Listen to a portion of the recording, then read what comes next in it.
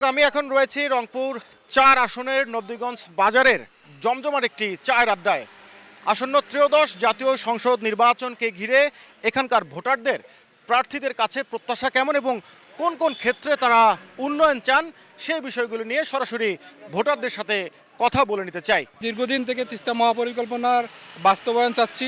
এইটা প্রার্থীদের কাছে অগ্রাধিকার ভিত্তিতে আমরা চাচ্ছি। সমাজে যেমন এই যে কাজিয়া ঝগড়া মারামারি হানাহানি এটা না হয়, সন্ত্রাসী মাদক ব্যবসায়ী এটা যেন বন্ধ হয়, আমরা এটাই চাই। পীরগাছা কাউনিয়াতে স্বাস্থ্য খাতে সমস্যা বেশি, রুগী নিয়ে অনেক দূরে যেতে হয়। এখানে স্বাস্থ্য কমপ্লেক্স জরুরি আর কি।